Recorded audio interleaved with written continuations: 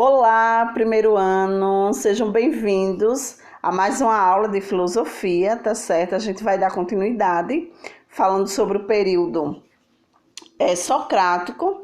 Na aula passada a gente falou sobre Sócrates, iniciando esse período, né? Sócrates foi o principal filósofo desse momento, né, da filosofia, e hoje a gente vai dar continuidade e eu quero enfatizar para vocês que esse período socrático ele teve dois deslocamentos.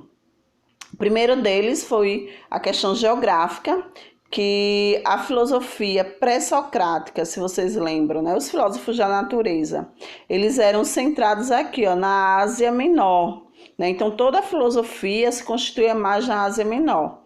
E no período socrático, ela sai da Ásia Menor e vem para a cidade de Atenas, tá certo? Aqui onde eu tô, onde eu gravei. Então, o primeiro ponto básico é esse deslocamento geográfico. O outro ponto que nós vimos também na aula passada, que foi em relação à questão dos estudos filosóficos, que agora se voltam para as questões humanas, é o homem dentro da sociedade e todas as questões que envolvem o homem dentro da sociedade, como a política, a ética, o conhecimento. Então, tudo que é voltado ao ser humano dentro da sociedade é estudado aqui, diferente do período pré-socrático, onde se estudava a natureza e o universo. Vamos dar continuidade. Uma característica desse momento em Atenas é o que se chama de democracia direta. A democracia direta era uma forma de governo, certo, que foi estabelecido na cidade de Atenas, onde os cidadãos tinham direito a voto e a palavra. Mas quem eram os cidadãos? Olha, minha gente, não era todo mundo que era considerado cidadão, não, tá certo? Só quem era considerado cidadão eram os homens maiores de 18, livres, nascidos em Atenas. Então, estavam excluídos as mulheres. Pois é, meninas, a gente não tinha voz nem vez, não. As mulheres, os jovens e crianças, né? Os metecos, quem eram os metecos? Eram os estrangeiros e os escravos. Então, eram pessoas que estavam, fora dessa cidadania, tá? E só os cidadãos tinham direito a essa questão da isonomia e da isegoria, que eram características dessa democracia. A isonomia, minha gente, era aquela questão que todo mundo é igual perante a lei. Então, essa ideia de que todo mundo é igual perante a lei já surgiu, certo, nesse momento na cidade de Atenas. E a isegoria é que todo mundo tinha direito à palavra, todo mundo tinha direito a se expressar, a dizer o que pensava, tá certo? A dizer o que pensava. E nesse aspecto, essas discussões, elas davam na Ágora. A Ágora era uma praça pública onde existiam as discussões entre os cidadãos, tá? E essas discussões era imprescindível que essas pessoas tivessem habilidades retóricas e da dialética, né?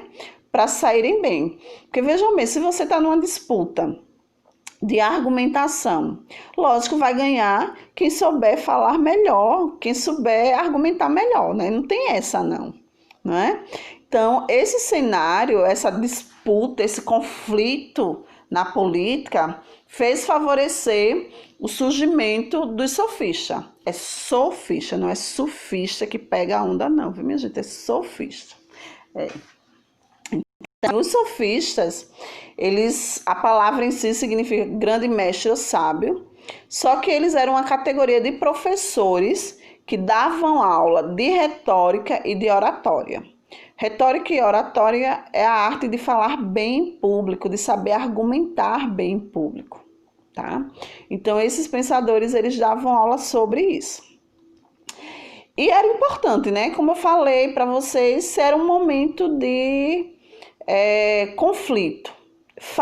Ganhava quem soubesse argumentar melhor.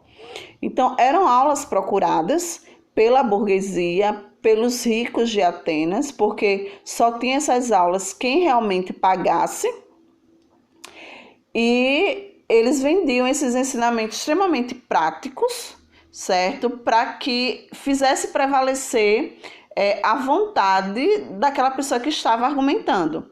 Então, esses pensadores, eles não estavam preocupados com a verdade, eles estavam preocupados apenas em fazer prevalecer o seu desejo ou o seu interesse, tá? Então, a verdade não era uma preocupação dos sofistas. Eles obtiveram a questão das concepções relativistas. O que é uma concepção relativista? É que não existe verdade, que a verdade ela é relativa a cada um, então cada um pode ter a sua verdade. Por exemplo, eu posso perguntar qual a melhor música, cada um vai dizer a música do seu agrado, né? Um vai dizer gospel, outro vai dizer um reggae, outro vai dizer um rap, outro vai dizer um rock, enfim, cada um vai dizer a música que é melhor do seu agrado. Mas qual é a melhor? Então isso é uma coisa relativa, vai depender da opinião de cada um. Essa visão dos sofistas, desse relativismo, de não ter verdade e dessa não preocupação com a verdade nos seus argumentos, fez com que eles sofressem algumas críticas, principalmente de Platão, e o termo sofista, em vez de ser considerado, né, grande mestre ou sábio, ganhou outro sentido, que foi de enganador ou de impostor. Tá? Por quê? Porque eles praticam a sofística, que é o que? Eles não têm uma preocupação com a verdade das coisas, mas sim em fazer um jogo de palavras, mesmo que esse jogo de palavras seja um jogo falso, use do pseudo e não da aletheia.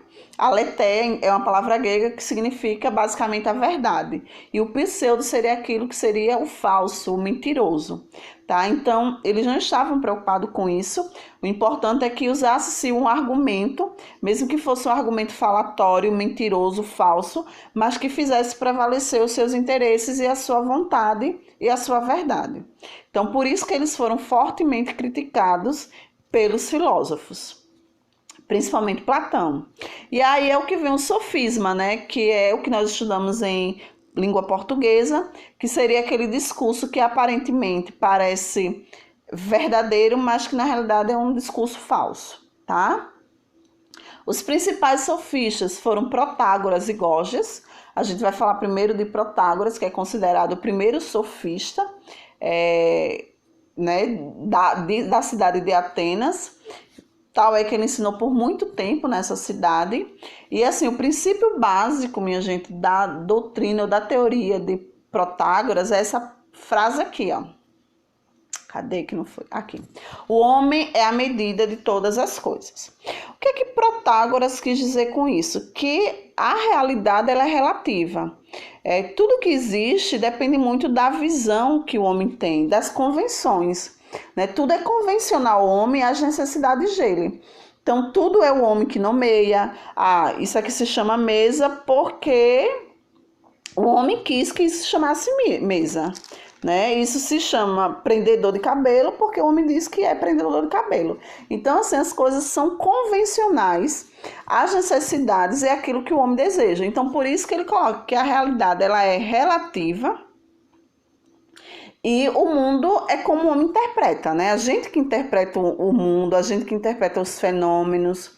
Então, tudo depende muito da visão que a gente tem ao nosso redor, tá certo? Então, nessa visão, Protágoras defendeu uma subjetividade e foi criticado por isso. Porque, poxa vida, não existe nada que seja verdadeiro? Tudo depende da subjetividade, daquilo que o homem interpreta, daquilo que o homem acredita. E mediante isso, o homem não descobriu nada que fosse tido como verdade, entende? Então, ele acabou sendo criticado por essa ideia de subjetividade, né? Porque uma coisa só é verdade se para mim for verdadeiro. Então, ele acabou sendo criticado por isso. Vamos falar agora sobre Gorgias. Peraí, minha gente, só um momentinho. Vamos lá, Gorgias era o cara. Vejam bem, Gorgias, ele é tido como um dos maiores oradores. Vejam a frase dele. Um bom orador é capaz de convencer qualquer pessoa sobre qualquer coisa, né? Então ele coloca assim, que se você souber argumentar, que se você souber falar, você pode convencer qualquer pessoa sobre qualquer coisa, né? Aquela coisa do vendedor que é capaz de vender pedra. Então você pode fazer isso, você pode convencer o outro que tudo aquilo que você está dizendo é verdade. Vai depender muito dos seus argumentos, das suas ideias, das suas teorias, das suas habilidades retóricas, certo? Como um advogado, né? Ele tem que ter essa habilidade, né? Porque às vezes ele tem que convencer, por exemplo, que um assassino é inocente. Imagine, né? Então ele diz isso nessa visão. Diferente de Protágoras, Gorgias, ele defendeu um ceticismo absoluto, ou seja, ele coloca que não existe verdade. Não existe verdade absoluta nenhuma. Para ele, assim, tudo que existe, ele, por exemplo, pode mudar essa ideia do mundo. Por muito tempo, acreditou-se que o planeta Terra, né, o nosso mundo, ele era do nosso sistema, do universo, enfim. E hoje em dia a gente estuda que é o Sol, né? Então ele diz, olha, se a gente tem hoje algo como verdade e amanhã descobre que não era, então porque nunca foi? Então não existe verdade absoluta para ele. Quando ele usa esse argumento, o ser não existe, se existisse não poderia ser conhecido, mesmo que fosse conhecido não poderia ser comunicado a ninguém. Ele, na realidade, ele está fazendo uma crítica a alguns pensadores, né, pré-socráticos, que falavam que existia um ser. Depois a gente vai ver até isso na próxima aula com mais detalhe, quando a gente falar sobre Heráclito e Parmênides.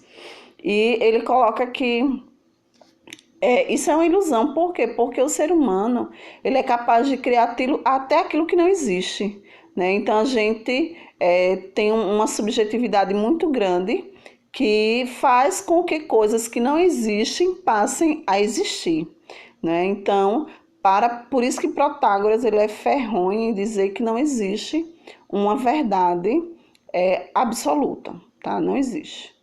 Tudo pode sofrer alteração, então isso não existe. Tá bem, minha gente? Meus amores, basicamente é isso, tá? Se vocês perceberam, entre Sócrates e os sofistas existe uma grande diferença, né? Enquanto Sócrates, ele se preocupava com a verdade, os sofistas não estavam preocupados com isso. Enquanto Sócrates dava aula, ensinava a todo mundo que fosse a seu encontro, independente de ter dinheiro ou não, os sofistas só ensinavam quem pagava, então só quem tinha condições de pagar era a burguesia, os ricos.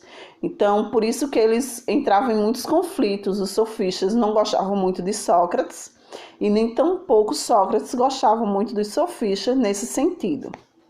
Tá?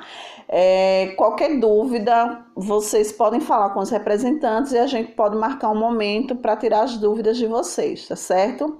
Mas por hoje é isso. Obrigada pela atenção de vocês. Se cuidem. Tudo de bom, tá? E a atividade tá fácil. Chuchu, beleza. Tá bem? Beijo, gente. Tchau, tchau.